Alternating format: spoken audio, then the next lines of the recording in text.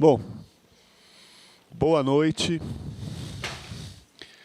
Hoje é um dia especial para a gente está retomando aqui os nossos seminários de Cultura e Realidade Contemporânea, com o tema Arquitetura como Ciência Ambiental. E certamente vamos prosseguir o semestre com muitos convidados. Acho que estou muito animado, que vai ser um semestre bem legal, bem agitado, trazendo esse tema tão importante para a arquitetura, né? Eu diria hoje fundamental. E eu acho que nesse segundo semestre a gente vai...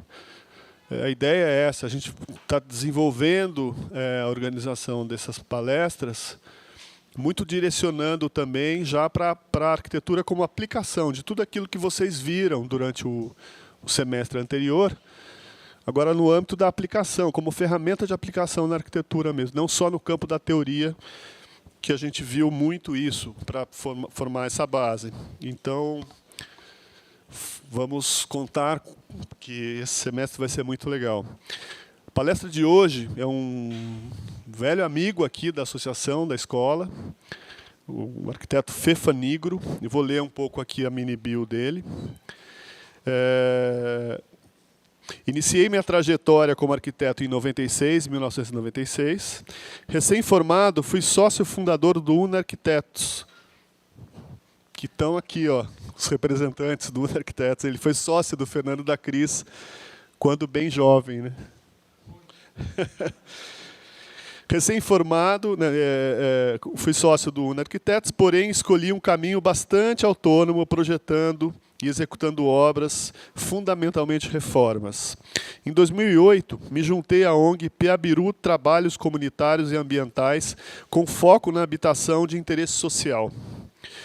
Me envolvi com obras de mutirão, projetos de reurbanização de favelas, apoiando movimentos sociais de luta por moradia e me dedicando também à pesquisa de programas habitacionais. Neste mesmo período, ao lado da equipe da arquiteta Cristina Xavier, tive a incrível experiência de projetar no canteiro e reforma da produtora O2 Filmes. Por volta de 2013, tive um contato arrebatador com as nascentes e os rios urbanos através de Luiz Campos Júnior, no seu projeto Rios e Ruas, que transformou completamente meu olhar e meu estar sobre as cidades.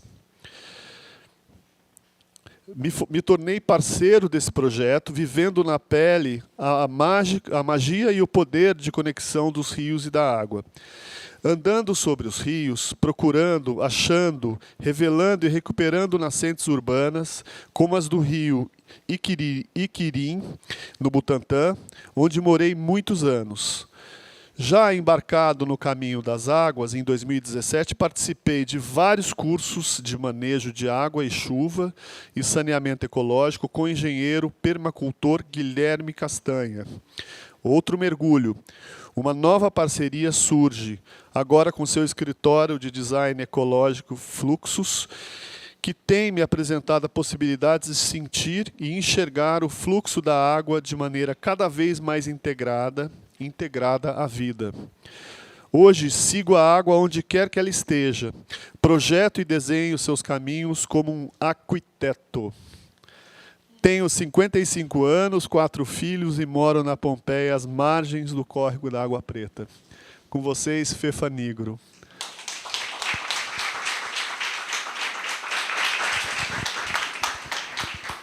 Boa noite.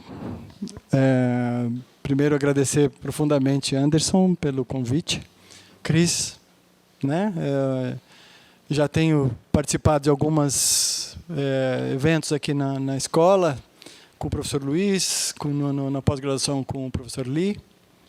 E, enfim, e aqui eu tenho grandes amigos, né? E hoje estou muito feliz que alguns grandes amigos apareceram aqui de um tempo bem longínquo, estão vindo aqui bater um papo e ver um pouco.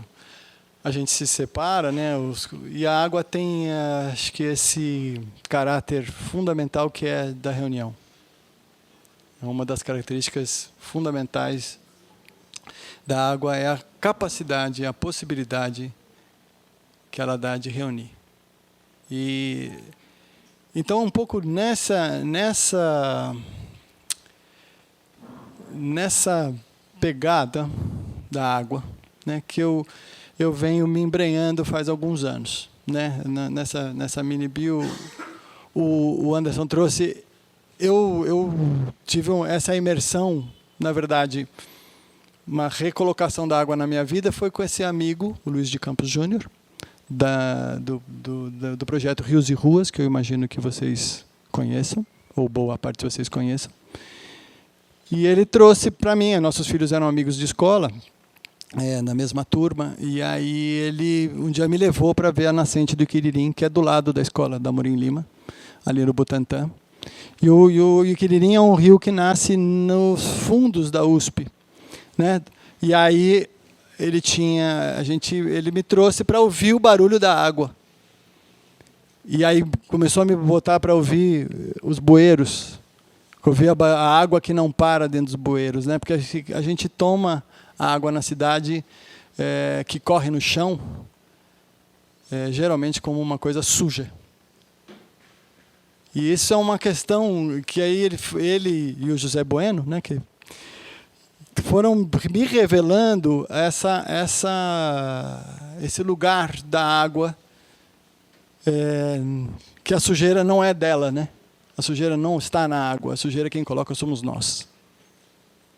Então a nossa cabeça, ela está toda vedada, velada, né? Com o nosso olhar para ela. Então, na cidade, muito enigmático, né, de ver esse caminho das águas por baixo, né, pelos rios que estão subterrâneos.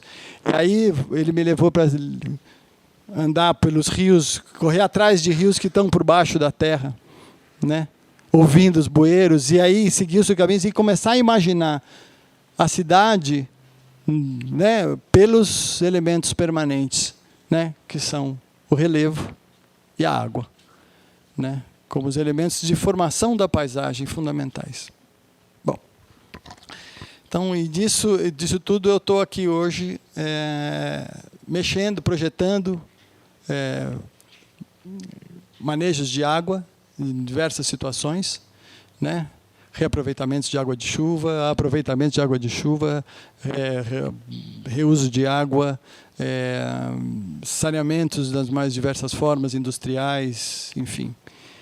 É isso que eu hoje faço nessa parceria com esse escritório que é a Fluxus. Então, eu antes também queria trazer assim, que tudo que eu estou falando aqui é isso, é um pouco da coleta que eu tive nesses últimos anos, que aí tem muita gente que está aqui comigo hoje, falando também comigo, por minha voz, né? Os meus parceiros de trabalho de hoje, né? O próprio Luiz de Campos, o José Bueno, o Guilherme Castanha, a Jéssica Dias, o Renato Federich, a Isabel Figueiredo, o Leonardo Maeda, são os meus parceiros e tudo que eu sei, o pouco que eu sei, eles estão contribuindo. É muito interessante essa possibilidade de estar num escritório de trabalho multidisciplinar, onde você tem um biólogo, um engenheiros civis, né, que é o caso do Guilherme, que é permacultor, um engenheiro ambiental, engenheira bioquímica, biólogo, né, que eu falei. Então, isso é muito interessante perceber como hoje eu não tenho dúvidas que o caminho é multidisciplinar. Seja lá para fazer o que for, né? Bom, o nosso tempo é curto, eu falo bastante, tendo a falar bastante, mas eu queria... o Anderson, quando ele me pediu uma imagem, eu tenho trazido essa imagem comigo há algum tempo. E cada vez que eu me debruço sobre ela, eu vejo a força e ela tem uma coisa nessa imagem que é a perspectiva. Essa imagem para mim, ela traz uma reflexão sobre qual é a perspectiva que a gente tem que ter quando a gente vai olhar para a água. Porque a água ela está num lugar muito, muito, muito, muito distante do que hoje eu vejo como essência.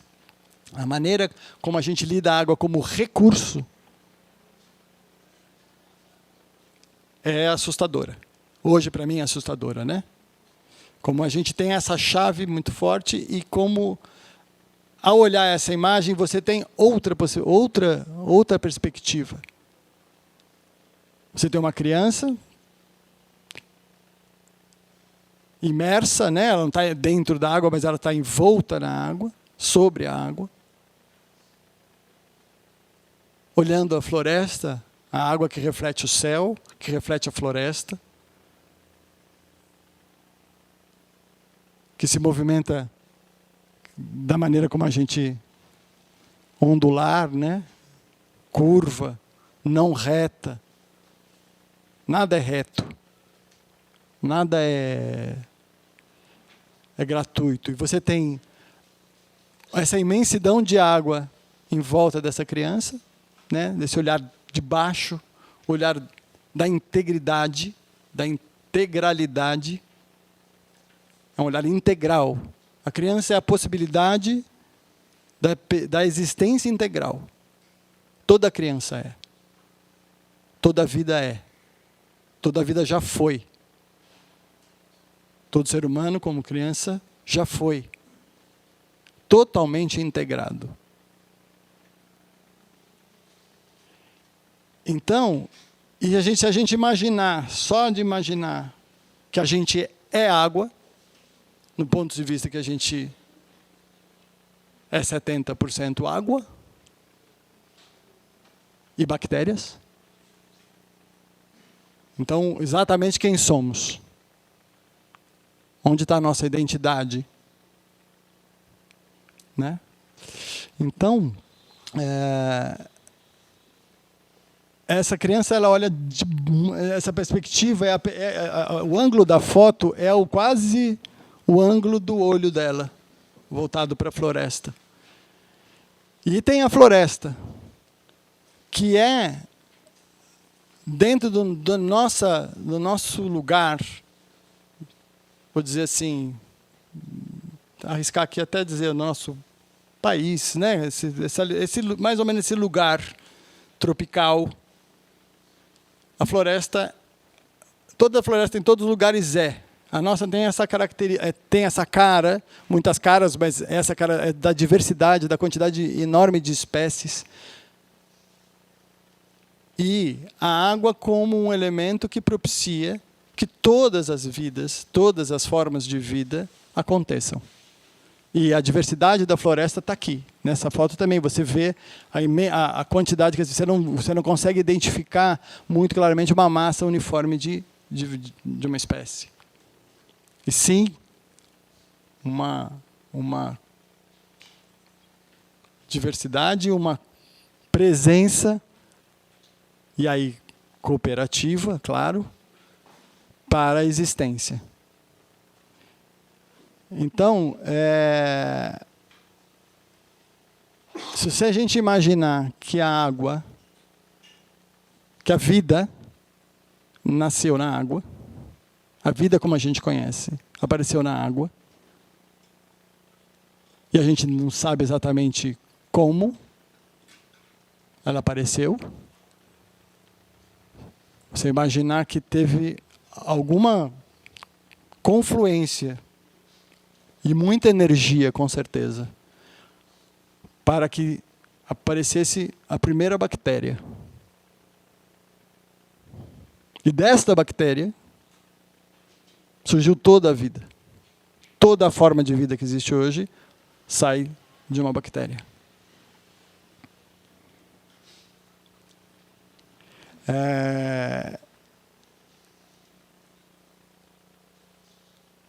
Então, você fazer outra lembrança assim. A gente pega um grão, uma semente, ou vou pegar um clássico feijão, uma semente você põe na água, ela fica na água durante algumas horas, de um dia para o outro, e você põe a experiência clássica de um algodãozinho, ou enfim, ou simplesmente eu hoje estou brotando, lá em casa lá está uma lentilha brotando. Você deixa na água, a água desperta essa semente para a vida. Ela pode estar guardada, parada, meses. Um saco de feijão Camil, que você vai pegar lá, o feijão, vai botar na água, ele vai brotar. O que acontece? Por que acontece isso? É neste meio que acontece isso. Ao despertar da vida. Acontece na água e continua acontecendo. E ela vai dar os caminhos. Né? E é esse o lugar que eu acho que, na verdade, a gente se esqueceu. Ou brevemente tem lampejos desse lugar da água. Olhando em outra perspectiva mais arquitetônica, que é esse olhar de cima, né, onde você pode ver um pouco de tudo, a relação das coisas de outra forma, esta é a manifestação da água fundamentalmente na superfície terrestre. Ela é o rio. Não um rio desse tamanho, mas qualquer rio ou qualquer caminho de água é um rio. Né? Ou ele vai em direção ao que a gente chama de rio. Mas a maneira dela se expressar na superfície é essa. E aí tem uma coisa muito legal que é a sinuosidade. A sinuosidade quer dizer também uma espécie de lentidão. Não pressa. O Luiz de Campos me ensinou uma coisa muito legal, que é a seguinte: todo rio quer demorar o maior tempo possível para chegar no próximo rio, ou fundamentalmente o mar, no todo.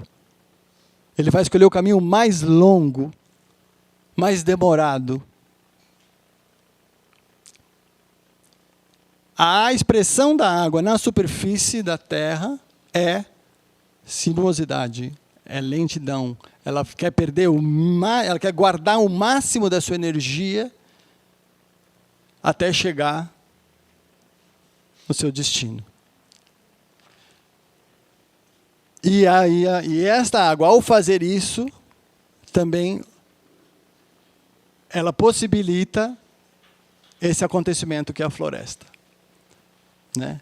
Porque dá tempo de tudo em volta se alimentar dela.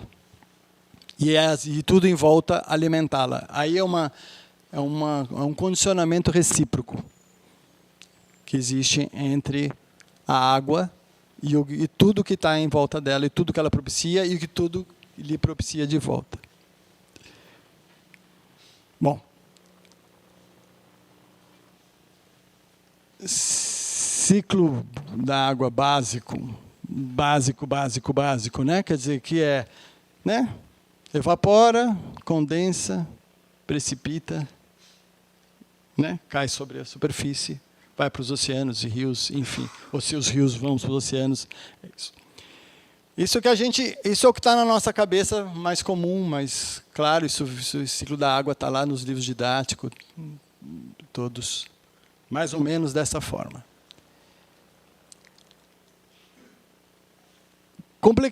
Deixando um pouquinho mais complexo, ou um pouquinho, botando outros fenômenos, seria bem legal ver aqui, ó, a evapotranspiração. Evapotranspiração é a evaporação da água pelas plantas. As plantas, depois de absorverem a água, elas vão jogar isso para a atmosfera. Né? E a outra, né, evaporação, as chuvas e tal, mas a outra coisa que não está naquele esquema anterior, que é a infiltração de água. É a expressão da água sobre a terra, que são os lençóis freáticos, são os caminhos, né, os lençóis livres, que seguem por baixo da terra e eles se conectam direto com o mar e se conectam direto com os rios. Os rios não só são alimentados pela água superficial, mas também são alimentados pela água dos lençóis freáticos. Há um contato direto da água dos rios, né, com os lençóis freáticos, né, onde caminha a água por baixo da terra. Existe assim hoje, por exemplo, né, quando você não tem, ou a gente está comumente perdendo a capacidade de muito solo de absorver água, esse fenômeno aqui, né, que essa chegada da água dentro dos oceanos pelos lençóis subterrâneos, faz com que aqui é um equilíbrio de pressão entre a água do mar e a água do lençol freático. Na medida que você vai tendo menos infiltração na superfície terrestre, essa água salina ela entra nesses veios. E aí você tem um fenômeno chamado intrusão salina, que vai trazer, né, quer dizer, geralmente quando você tem poços, muito comum, né, poços artesianos, poços mais profundos, fundamentalmente, eles começam a água ficar salobra. Então, um dos efeitos da não infiltração de água no solo é esse. Quer dizer, então, gente que tinha água de poço doce, hoje talvez não tenha, ou vai tendo questões com relação a essa água, né? E voltando aqui, porque um pouco mais onde eu queria chegar, na dinâmica da floresta. Se você pegar uma árvore, a capacidade, a importância, né, dela em relação à relação com a água que cai na superfície terrestre é brutal. Porque a chuva que cai, ela vai bater nas folhas. Cada folha, ela vai reter um pouco de água, um mínimo de água, e vai conduzir, conforme a sua forma, conforme o seu tamanho, conforme a quantidade de folhas, depende da árvore, etc., etc., ela vai conduzir essa água lentamente para um lugar mais baixo, para um tronco, para um galho, ou para uma outra folha, enfim, vai caindo. E aí, sim, a ideia é que, de uma forma também, numa dinâmica muito parecida com a do rio, com a dos rios, ela vai deslizando sinuosamente por todo o corpo da árvore, outras folhas e tal, até chegar na sua base, né? E aí, o sistema radicular das árvores faz exatamente a mesma coisa. Ela vai distribuir essa água pelo solo da mesma maneira. A árvore perde as folhas, cria uma camada vegetal esponjosa, uma camada, né, de folhas, de matéria orgânica, que protege o solo, que mantém a temperatura do solo baixa, porque a gente sabe, né, essa coisa, um solo seco, duro e quente, ele repele a água. Um solo úmido, protegido e desagregado, ou seja, que você tem mais, ele permite a penetração da água no solo. Então, a dinâmica florestal mora aqui, né? Então, você vai permitir que a água chegue lentamente numa superfície absolutamente acolhedora para a água. Então, isso faz toda quer dizer, essa é a dinâmica lenta, quer dizer, de novo, estou tentando fazer sempre o paralelo com a dinâmica da água nos rios, né? Esse é um esqueminha aqui que o desenho não é muito feliz, mas ele traz as várias formas, né? Um pouco do que eu falei, né? A intercepção das copas das árvores, o escoamento do tronco, gotejamento pelas folhas. Você tem, claro, a evapotranspiração depois do calor, quer dizer, essa água, ela devolve, o caminho dela não é só para baixo, é para cima. né? Quer dizer, de volta para a atmosfera. Você tem a infiltração. O escoamento superficial, sim, claro, ele vai existir. Mas você imaginar que dentro desse solo também tem uma série de folhas que vão... Essa água batendo, ela também vai fazendo caminhos totalmente sinuosos e vai batendo até chegar no solo propriamente dito, né? Na parte. Você tem, a percolação profunda, né? Quer dizer, essa água que vai ao fundo, né? Pegar os lençóis mais profundos.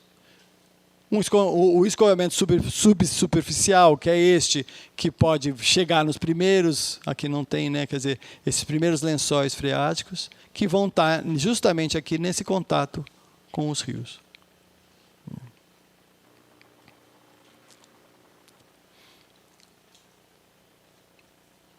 Aqui é nós, né?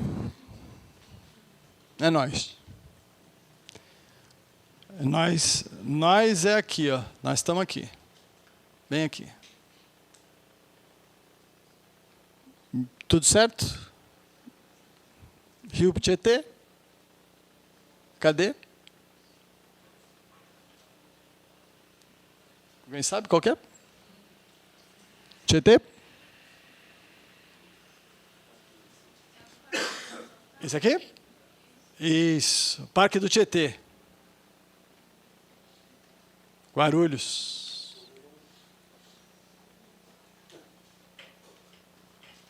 Rio Pinheiros?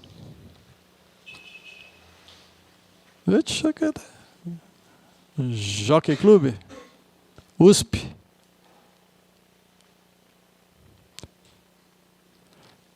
Represa de Guarapiranga? Represa Billings? Parque do Estado? Parque do Carmo? Dá para sacar, né, um pouco que assim, em termos de massa escura, ou é água, ou é vegetação. Aí é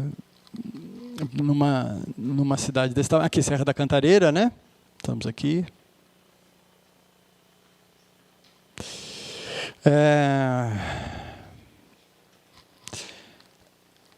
É difícil a gente, assim, claro que a gente tem, né, os dois rios principais aqui, dá para ver mais rio aqui, assim, dessa altura aqui, desse lugar.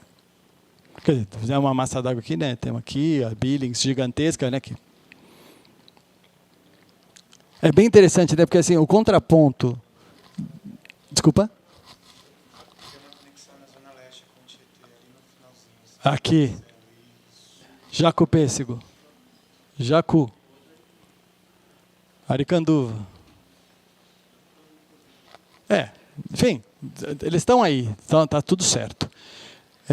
Eu quero falar uma coisa curiosa, assim, né, que eles estão falando dessa coisa da lentidão do rio, né, que corre sinuoso. Você imagina que isso aqui, tanto o Tietê como o Pinheiros, eles são rios de planície, né? De planalto, né? Enfim. Então, esses são rios que eram absolutamente sinuosos e corriam absolutamente muito lento. Né? E a Billings, ela foi criada, né, no sentido de gerar energia lá para Cubatão. E aí você vai aproveitar de uma forma reta 700 metros de desnível para gerar umas turbinas dentro da montanha. Quer dizer, essa é a apropriação ou a forma de usar a água, né? Você reverte,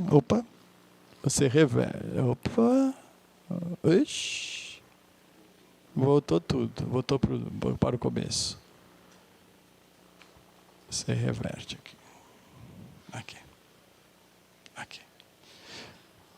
Você inverte o sentido do Rio Pinheiros para jogar água lá, né? Eu acho engenharia é um negócio muito sério. Muito sério. É poderoso. Né? Mas, voltando.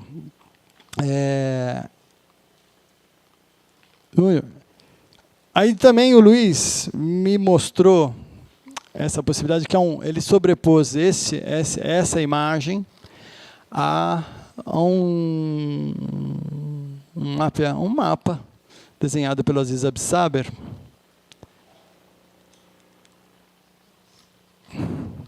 Só mostrando os rios.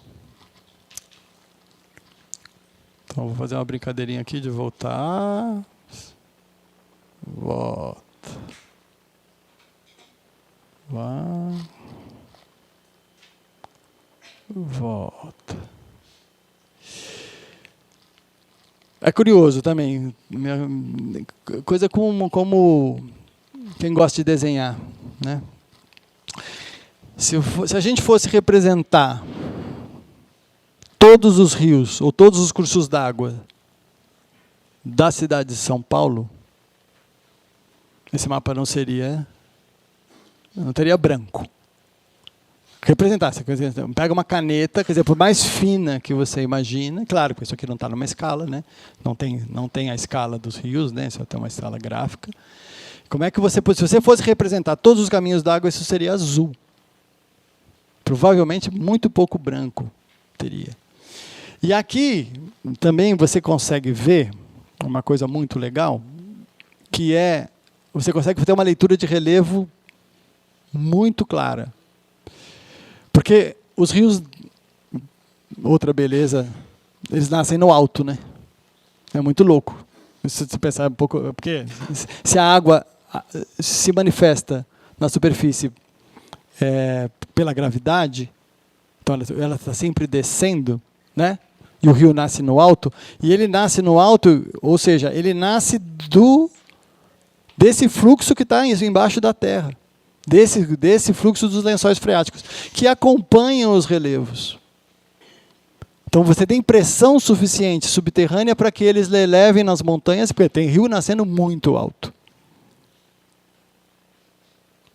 Né? E aí ele acontece uma falha, uma proximidade muito grande desse lençol com a superfície, e aí se rompe. Então nesta área você tem as nascentes. Né? Mas pensando nisso, você olha aqui esse caminho que eu estou fazendo aqui, ó, é um caminho no alto, é o caminho do alto, porque daqui cai para cá. Esse aqui é o rio Tamanduateí, aqui é o Anhangabaú,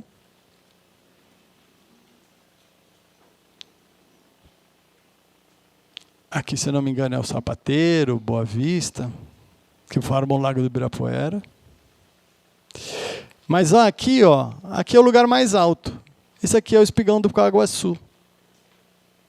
Caminho dos índios, caminho pelo alto, caminho seco. Né? Então você caminha aqui, vai indo, descendo até o Jabaquara, até chegar aqui. Esse é um caminho, né, que é a Vida Paulista, Doutor Arnaldo, Cerro Corá, descer até, né, chegar aqui, Pinheiros. Tá, esse daqui com o Tietê, que é esse aqui. Né? Então, o que essa imagem me trouxe foi me pensando que, assim, claro, que você tem uma estrutura fractal, uma estrutura que se repete meio de infinito, né? Então, olha a escala, vou voltar uma coisa aqui, olha onde nós estamos, né? Olha a altura que nós estamos. Olha quantos quilômetros nós estamos de altura para uma foto de satélite, né? Então, a maneira isso é uma representação, é lógico, mas a maneira da dinâmica da água, ela tem um pouco essa repetição. É uma repetição de forma, né? Que vai ao infinito mesmo. Se você quiser, aqui você tem várias nascentes, aqui é um outro rio, aqui é um rio que é formado por outro, por outro, por outro, por outro, por outro. E todos eles se comportam de alguma forma, uma forma muito parecida desta forma.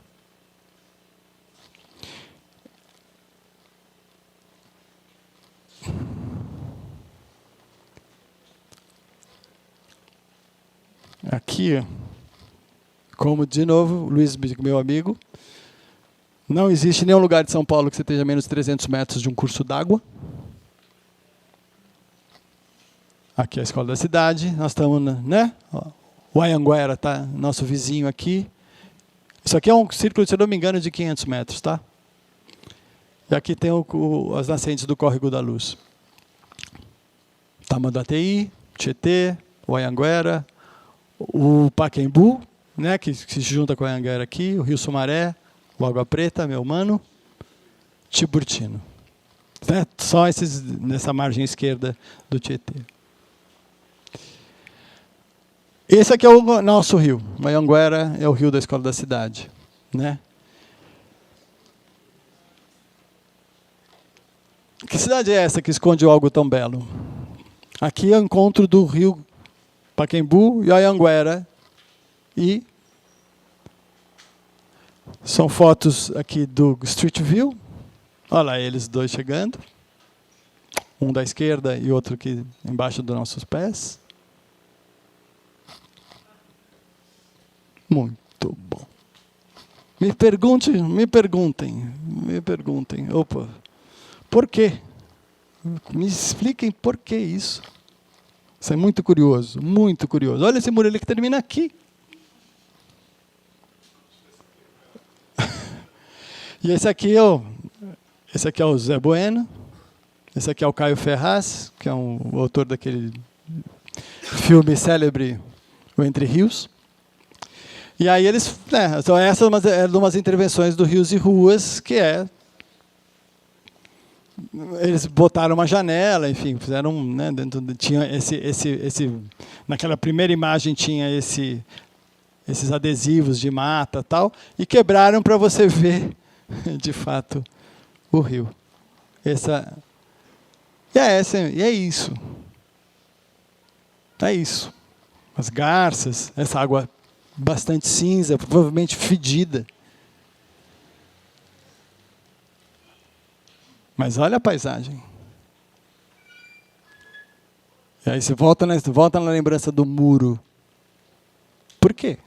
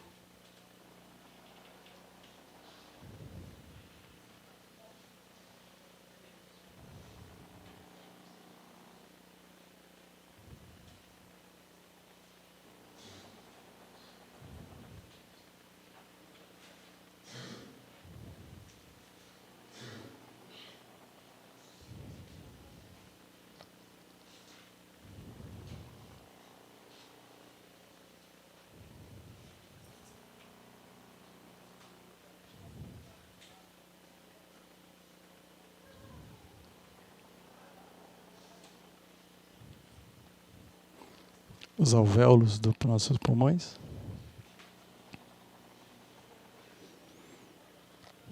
Essa aqui é a nossa estrutura óssea.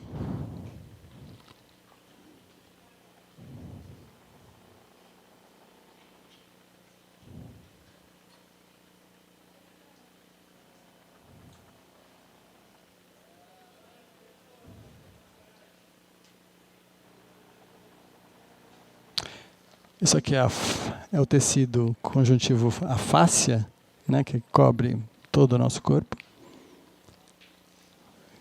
Nossos outros tecidos, né, musculares e tudo mais.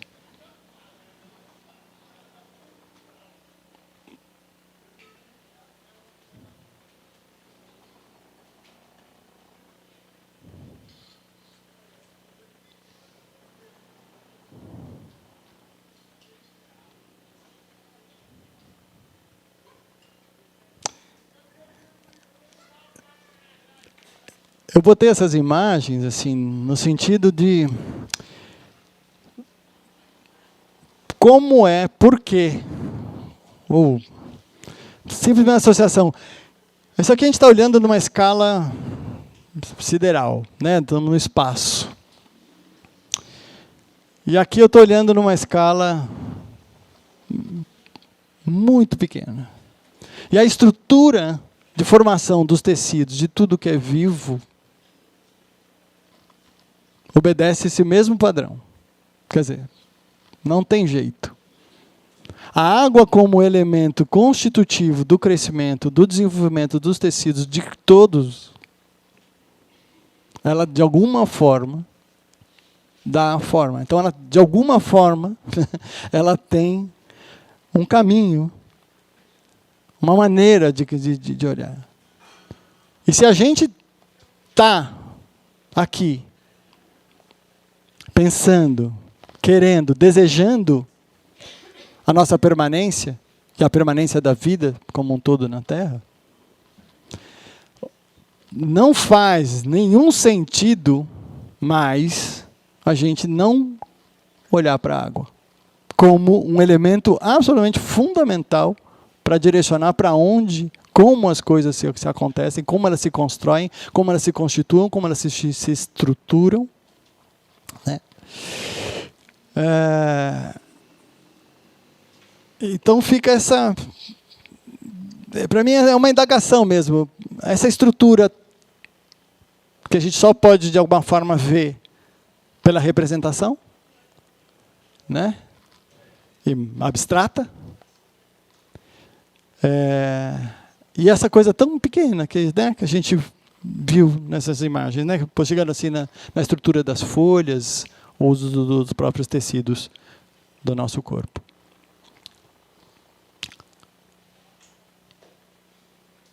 E na hora de se dissolver o asfalto também vai usar a mesma estrutura.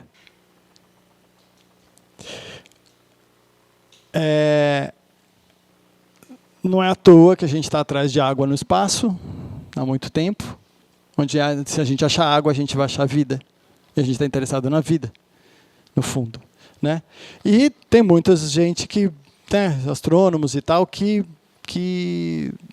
olha e entende o movimento das galáxias e do universo como um movimento muito parecido com o da água. Né?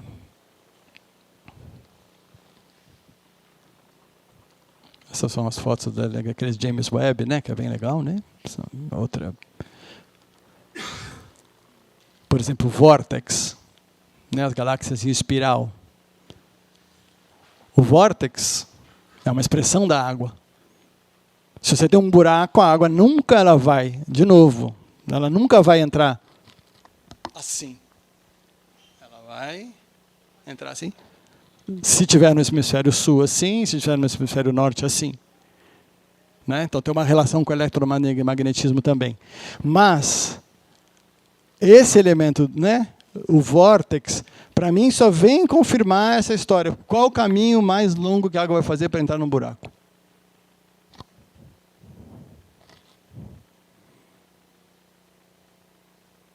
Né? Ela está sempre preocupada em dinamizar o seu movimento, em vitalizar o movimento. Todo movimento é vitalizante. O movimento, a vida é movimento. Se água é vida e vida é água, enfim. É disso que se trata. Né? Porque tudo que vai deixando de ter movimento ou deixando ficando parado, tende à morte.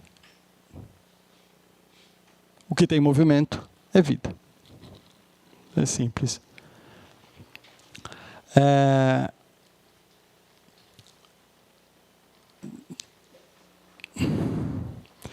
Então, aqui eu quero trazer para vocês umas experiências de alguns cientistas sobre a água, onde eles vão olhar, cada um vai olhar de alguma forma, tentar entender ou mostrar alguma coisa. Eu tentei juntar algumas experiências para mostrar algumas características para além dessa coisa formal da água, né, da forma da água ou da maneira como ela se comporta, dessa coisa desse comportamento que eu falei até agora.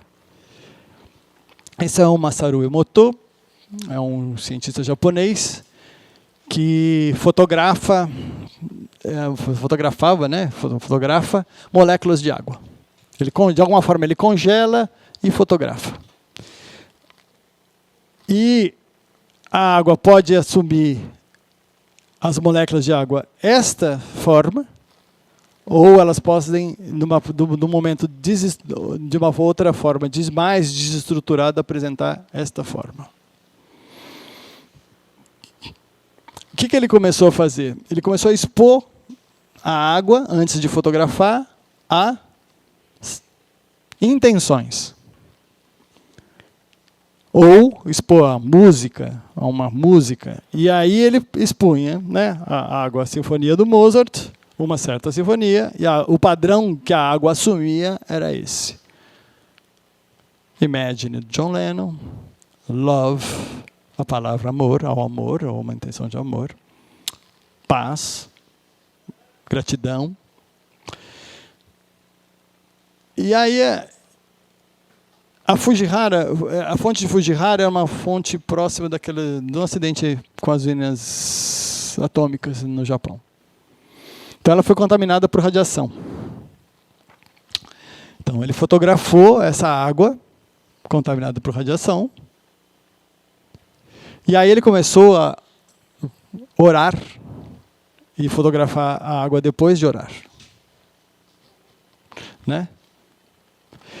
Então, o mais interessante do que dizer, é bonito, feio, que legal, é entender assim, a capacidade de reestruturação da água conforme a situação.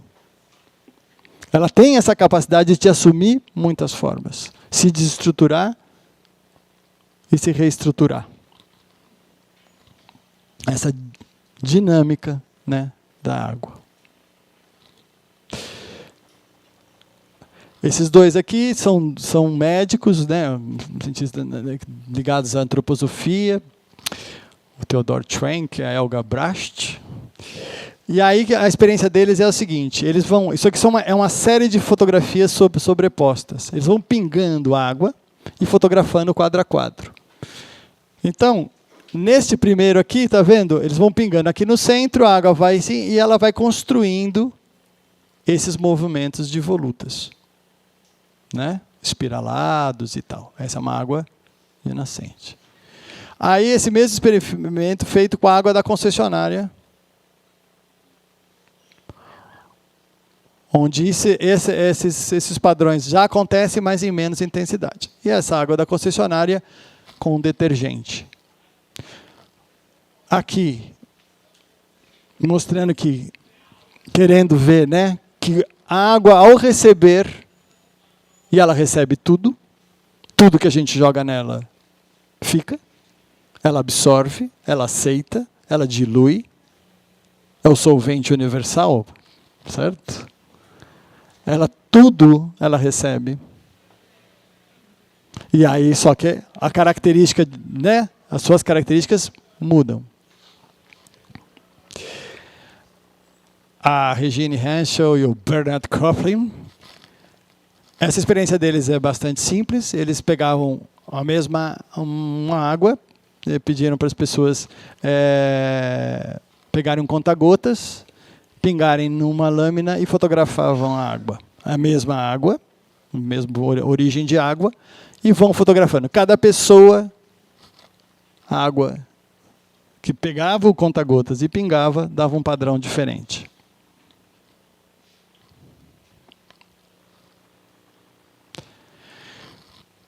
Esses dois aqui, o John Wilkes é um inglês e o Paul van Dyk é um holandês, que estudam a dinâmica da água, né? A ideia de um equilíbrio dinâmico, enfim. E aí eles vão observando a água na natureza e aí eles vão tentando entender essa coisa dos movimentos dela. Qual é a característica, por que ela tem esses movimentos, ou como é esse movimento da água. Essa aqui é uma experiência que eles fazem, que é o seguinte: eles pegam uma bandeja muito fina de água, fundo preto, tal, uma bandeja, né, que você faz, vocês colocam uma substância, assim, eu tive o prazer de fazer um curso com ele, e ele, na verdade, colocava um creme de leite, assim, e aí depois você vem com um pincel, assim, bem devagarzinho, faz assim, e a água, ela faz justamente isso aqui, daqui para cá, né, ela vem, ela faz essa voluta, ela vem para cá, e ela faz isso, e de novo, por que ela não vai reto, por que ela não vai bater lá, enfim, não sei. A questão não é nem a explicação, mas essa é a dinâmica dele. Então eles vão estudar, a partir disso, eles vão estudar e vão começar a criar formas de dinamização da água, que é as flow forms, né, que eles chamaram de flow forms. Então, eles fizeram um caminho de água, de perceber que a água ela não vai reto, ela não vai passar por aqui reto. Ela vai vir, ela vai se acomodar, ela vai entrar em contato com a superfície, com todos os seres. Então, você imaginar, uma coisa muito doida, você imaginar que o Rio Tietê, aqui na capital, né, no Guarulhos, e lembrando que Guarulhos até 2010 não tinha tratamento de esgoto, a quinta maior PIB do Brasil, jogava direto no Tietê, e a 300 quilômetros daqui de São Paulo, a água estava passível de ser retirada para o consumo. Existe algo acontecendo nesse trajeto, e não era nenhuma ação da engenharia que é nossa conhecida, que estava fazendo essa limpeza, ou purificando a água do Rio Tietê. Era simplesmente ele correndo, e se dinamizando, e se autolimpando. Esse é o princípio. Quer dizer, a dinamização, o movimento da água faz com que ela se transforme e eventualmente se limpe, né? A possibilidade é muito grande. Então aqui, eles estão fazendo exatamente isso. Aqui vão percebendo que o movimento da água chega a um ponto que ela começa a circular antes de ir para o próximo nicho. E aí ela vai. Então eles começaram a fazer explorações que são absolutamente obras de arte, né? No sentido de fazer com que a água faça os seus próprios movimentos, quer dizer, encontre um caminho para fazer o seu movimento. Isso aqui é uma experiência que ele foi convidado, o Paul van Dyk, a fazer na Holanda, que era colocar essas flow forms, baterias de flow forms, no final de uma estação de tratamento de esgoto. Né? E aí esse tratamento existia 2 lagos aqui, né? Em situações bem parecidas, não sei dizer quais são. Aqui a situação, o tratamento é bem parecido com o que a gente tem, né? Nas nossas estações de tratamento de esgoto. Tem 2 lagos. E é o que aconteceu. E a experiência deles foi colocar na saída de um lago essa bateria e no outro não.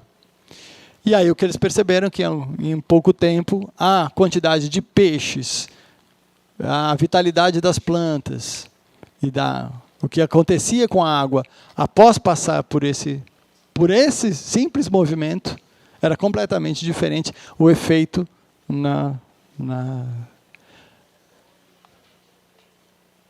fauna e na flora, no desenvolvimento da vida nessas áreas. Aí, voltamos. Isso aqui é o bordão, tá? Esse é o bordão, já perceberam, né? Não preciso. Ou eu estou indo para frente de novo. Não. Por que está de novo? Ah! Tá. Foi só um. Rio Pinheiros.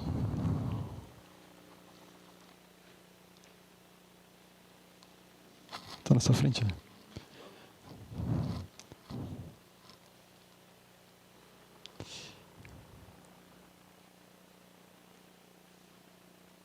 Travessia do Rio Pinheiros, né?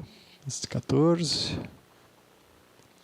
Essas fotos, a grande maioria, fui tirada de uma página no Facebook chamada São Paulo Antigo, se eu não me engano.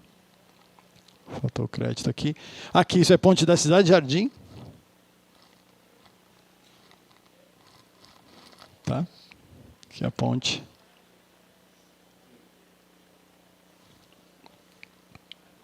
Isso aí foi ontem, tá? 1930. A retificação do Pinheiros.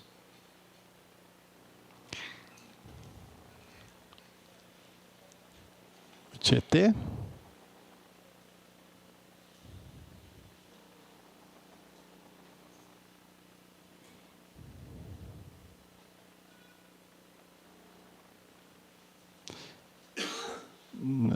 Né? Regata, né? Tinha competições regatas, né? No Tietê, competições de natação, né? No lugar onde se banhavam, né?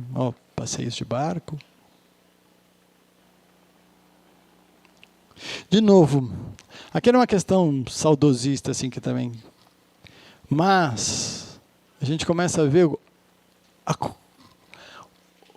a capacidade, ou realmente que a água é um lugar de agregação, de agregar.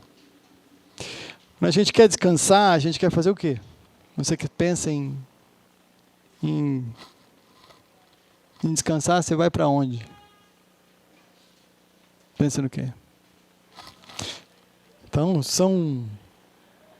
olha essa aqui que maravilha, a largada da maratona.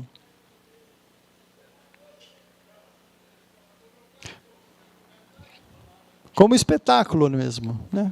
Um espetáculo, como um deleite para a cidade.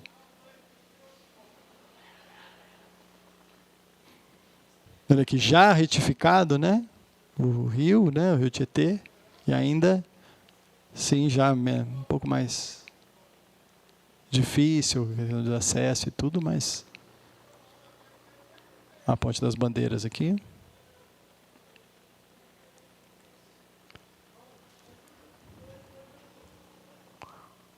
Tamanduateí agora. Essa coisa das tropas, né? Os cavalos, vai beber água. Tamanduateí era muito lugar de lavar roupa, né? Das lavadeiras. Isso aqui era o glicério, olha que interessante, essas escadas. Quer dizer, é isso, quer dizer, do ponto de vista de espaço, de construção de espaço, de uso, né? É uma coisa maravilhosa, né? O que pode... As roupas estendidas aqui, né?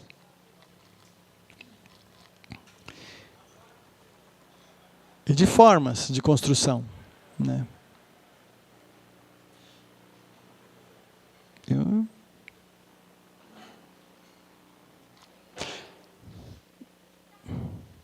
Momentos onde o rio dá a sua graça, né? Quando ele está...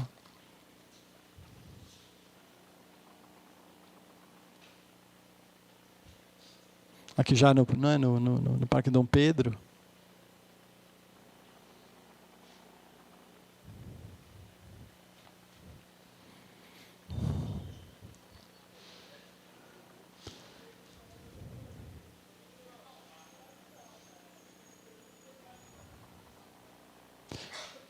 E aqui é de umas bases, acho que talvez das coisas mais horrendas que eu já vi na minha vida. É isso. É esse tamponamento do Tamanduateí, na Avenida do Estado, né? Em parte dela. Né? Não sei, cara, feio, né? É feio, né? Tipo...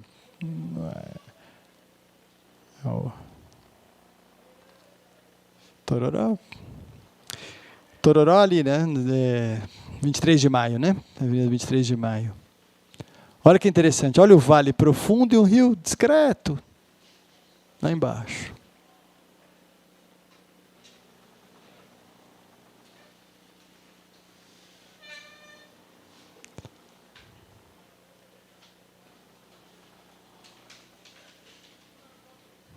Eu não sei como é que está o tempo.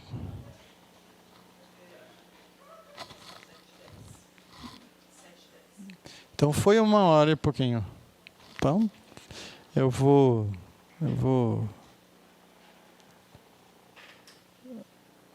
acho que eu vou correr aqui um pouquinho nas imagens, porque acho que se um pouco chover um pouco no molhado, mas olha que essa coisa legal do Anhangabaú é interessante, né? Porque o Anhangabaú está aqui, né? Viaduto do chá, plantações de chá, o rio aqui já canalizado aqui, né? Já retifica, né? Aqui, né? Ele está aqui.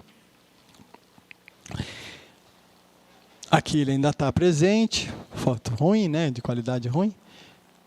Mas aqui, olha, em 27 ele já sumiu. Ele já sumiu. Eu achei muito curioso. Isso que é muito rápido a ausência da presença da água, sabe? A ausência da presença é ótimo. A ausência da água na paisagem. Olha aqui. E é muito interessante como vai se transformando, né? Como a coisa é o carro mesmo. É outro fluxo, que é de outra natureza, né? Que poderia, talvez, conversar bem mais. Né? Aqui o início da construção do buraco do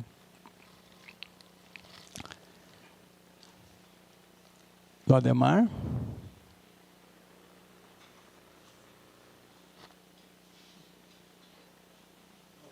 Do rio.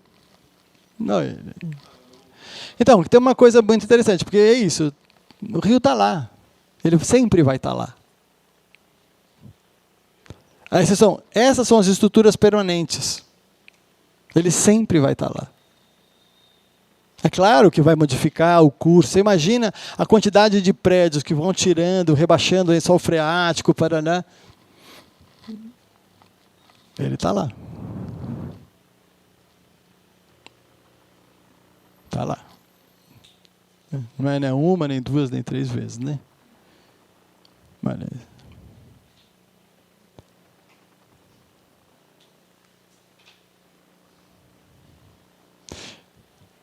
e aí mais se transforma em Anhangabaú, né? Quer dizer, a água foi... Aqui tinha nesse projeto ainda tinha um pouco de fonte, alguma coisa assim, né? Que é sempre uma questão delicada. Nas metrópoles, a presença da água, né? Porque as pessoas vão querer tomar banho, vão beber, vão, né, fazer um xixi, sei lá. É um pouco...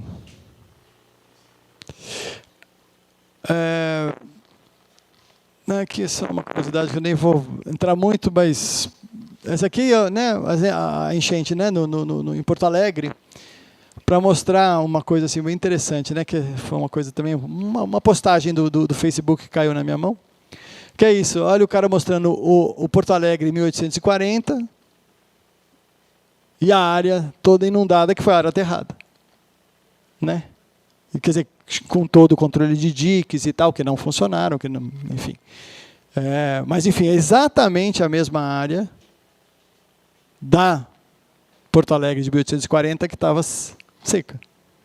Né? E pensar que o Rio Guaíba, a bacia do Rio Guaíba é essa aqui, ó. E tudo aqui, ó, vai passar aqui. Ó. É muito louco, eu achei aquilo muito louco. Eu demorei muito para querer ver alguma coisa dessa história, mas é isso, por exemplo, porque agora você olha e fala assim, tá, toda essa água daqui, vamos dizer que vai ter 1/3 pelo menos, vai, do Rio Grande do Sul, ou quase isso, vai passar aqui.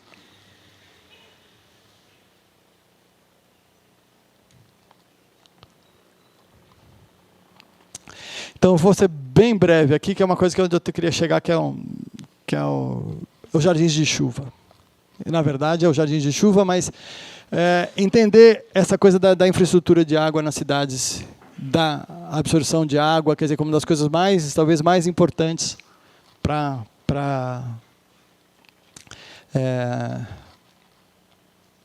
a questão urbana, né, da questão dos alagamentos e enchentes. Né? Essa aqui é a cidade de Seattle, que fez uma proposta para si mesmo de reter 700 milhões de galões com um tipo de incentivo e infraestrutura de pequeno porte e distribuída, né? Então você tem bioretentores, cisternas, jardins de chuva, pavimentos permeáveis, você tem tetos verdes, jardins de chuva. Então, há um subsídio e um incentivo para que as pessoas, todas, né, por toda a cidade, você tenha esses pequenos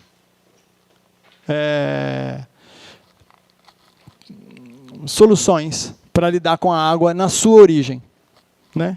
E aí, o que eu fiz? Fiz uma conta bem simples. A área de Seattle, 217 km², 700 milhões de galões é esse mundaréu de água aqui, 2.649.788 metros cúbicos. Mas era uma continha, dá 12 mil metros cúbicos por km² de água retida, né? O que são essas soluções, né? São isso: telhado verde, canteiro drenante, pavimento permeável. Ou seja, você está querendo infiltrar essa água no solo, né? Isso é unidade de teto verde, jardins, lagos, cisternas. Isso aqui é um infiltrador, jardins de chuva, pavimento drenante, etc. São léxicos, né? Novos léxicos. E aqui, peguei São Paulo, de novo, os piscinões administrados pelo DAE, não são todos, tá? Tem mais. Mas, enfim, para ficar aqui, São Paulo tem uma área um pouquinho maior, 1.521 km². A capacidade de retenção desses elementos é bem maior, é de 4.400.000 metros cúbicos, mas a média, quer dizer, por área, né, uma conta de padaria, é de 2.900, quer dizer, é um quarto da capacidade. Então você faz grandes obras, com uma característica bastante peculiar também, né? Elas não infiltram água, a grande maioria delas. Você junta a água e depois você bombeia elas para o rio. Então, em termos de energia, também nós estamos nesse caminho, né? Então, quer dizer, para entender um pouco eu vou passar bem rápido isso aqui é só ainda nessa história da infraestrutura verde, nos efeitos, eventualmente, com as ilhas de calor, né? Quer dizer, o que reflete e aumenta o calor, e aumentando o calor, aumenta a capacidade, né, de se chover muito, de condensar muita água do mesmo e chover da maneira como a gente está vendo acontecer, né? E aí você imaginar o mesmo cenário, né, numa maneira também esquemática, né, esses elementos, e aí você tem essa outra forma de dissipar o calor da superfície da Terra, quer dizer, e criar, obviamente, mais elementos para absorção de água, enfim. O jardim de chuva ele é uma bacia plantada para receber água, onde você dirige a água para ele antes de dirigir para qualquer tipo de outro elemento do sistema de drenagem, né, de uma cidade. Então é a coisa mais simples que existe. Você joga água dentro, você planta, a água absorve, e na hora que isso aqui enche, ela vai embora. É só isso. Claro, com todas as questões de, né, qual a capacidade de absorção do solo, enfim, qual é o volume de água que você está carregando, enfim. Mas, como ideia, ele é muito simples. Muito, muito simples. Em solo urbano também, eventualmente, você precisa dar uma ajudinha, às vezes você precisa de criar um lastro drenante para essa água realmente, para isso aqui realmente funcionar, né? A ideia também é que esta água aqui que acumula por aqui, ela, em 2 dias, no máximo, ela possa ir embora. Proliferação de mosquitos, etc. Né? Então, esse aqui são ilustrações que eu acabei desenhando para nesse guia prático de jardim de chuva para a cidade, né? Então você tem várias formas, né? Essa bacia de retenção vegetada, que são para áreas maiores, a biovaleta, são todos jardins de chuva, tá? Todas a mesma ideia, que podem ser valetas verdes também ao longo de vias e avenidas, né? O canteiro pluvial, onde você não usa a calçada, mas você usa, né, uma vaga, né? O que você ampliou a esquina e criou esse canteiro que, né, pega a água tanto da calçada e você joga. O nosso costume é fazer os canteiros altos, né, onde a água nunca vai para dentro deles, que cai na calçada. Isso se vocês passarem, é difícil você não ver essa situação recorrente, né? A própria guia, né? Também, né? As guias também sempre dirigindo toda a água para o sistema de drenagem, que vai fazer o que? A água ir para um tubo maior, um tubo maior, um tubo maior, e o rio chegar no rio mais rápido. Que é exatamente o contrário do que a gente, quer dizer, do que a água gosta. E talvez para nós também fosse melhor. Talvez. Então, boba.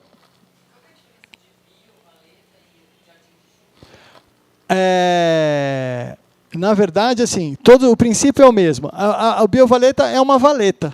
Então, ela eventualmente é uma estrutura que vai se prolongar por bastante. Ela vai ser acompanhar uma rua, uma situação, uma estrada, né? Então, ela pode ser geralmente mais estruturada, né? Quer dizer, você vê que aqui você tem, né, camadas drenantes, um tubo de drenagem, vai jogar num sistema de drenagem, enfim.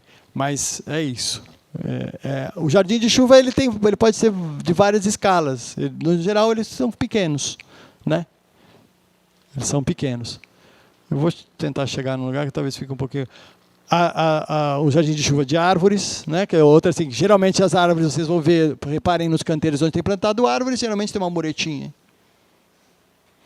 E a árvore, né, como a gente já viu, ela tem essa coisa de não são todas as árvores que jogam água para dentro do seu próprio pé, né? Dependendo da árvore, não. Então, às vezes, elas começam. Você poderia estar irrigando essas árvores de uma maneira passiva muito mais intensamente, né? Então, aqui, desculpa, eu estou com pressa aqui, mas vamos lá. Então, quer dizer, você podia pensar em várias escalas, né? A escala do lote, a escala do viário, a escala do bairro, né? Na escala do lote, então você pode usar esse aqui é um exemplo, um projeto do Guilherme para esse lugar aqui tão famoso que é o Beco do Batman, que passa o Rio Verde, que é isso aqui, ele dando a suar da sua graça, e ela é bem onde está mais ou menos batida essa foto, né?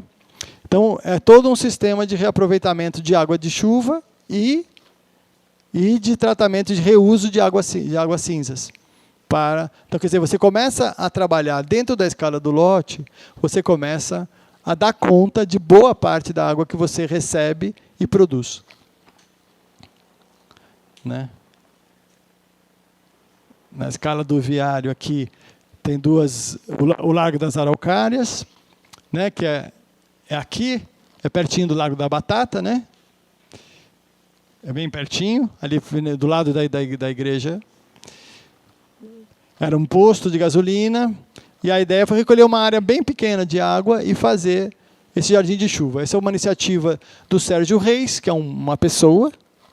Ele é um investidor de bolsa, que de vez em quando ele ganha algum dinheiro e ele resolve investir em obras públicas e faz parcerias com a prefeitura. Ele entrou com o dinheiro, a prefeitura com maquinário e mão de obra, e ele resolveu fazer esse jardim de chuva no Lago das Araucárias. Isso é um interessante exemplo, né?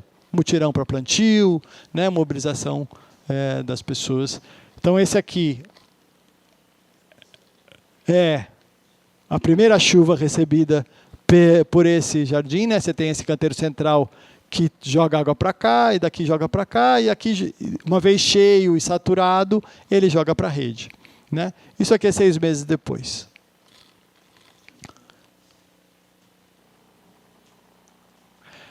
Aqui é um outro canteiro, uma iniciativa do SESC, junto com a subprefeitura da Vila Mariana.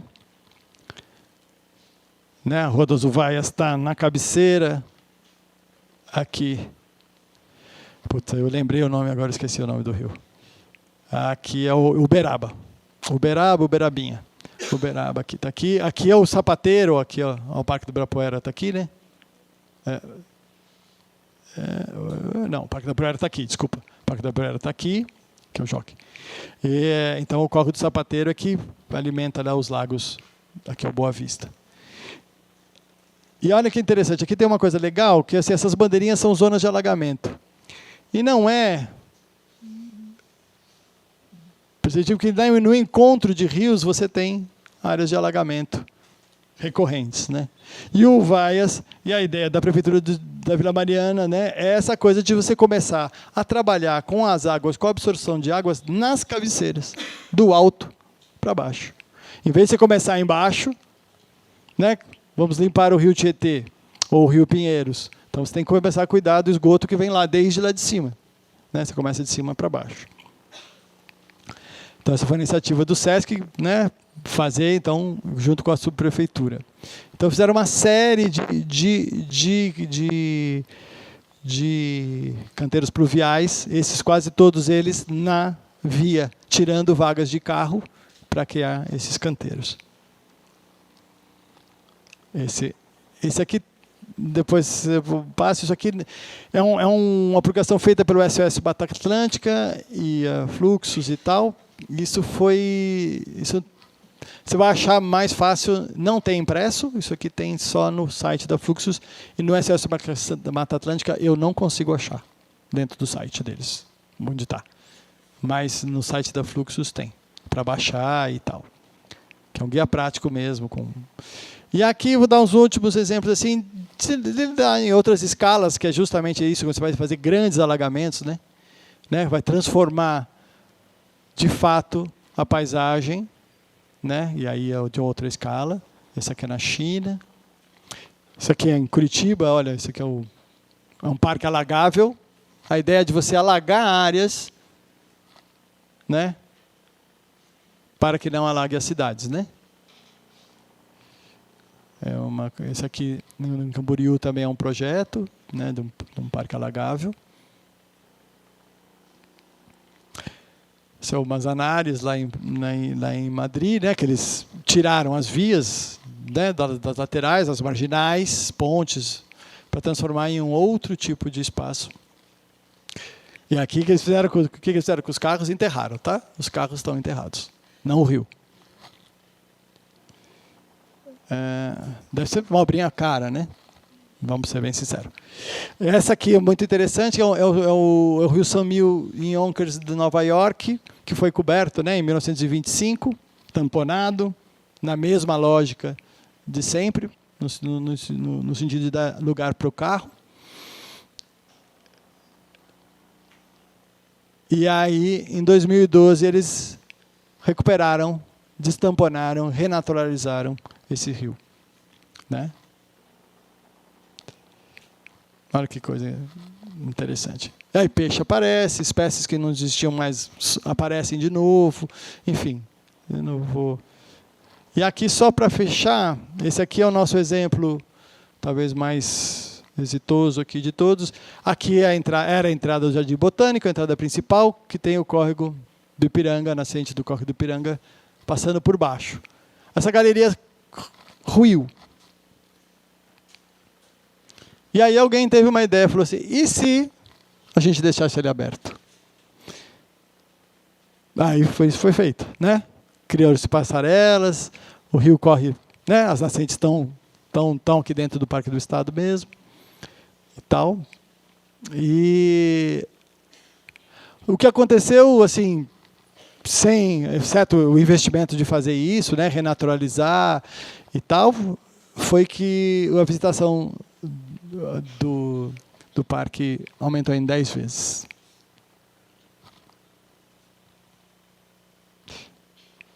Sem nenhum tipo de coisa.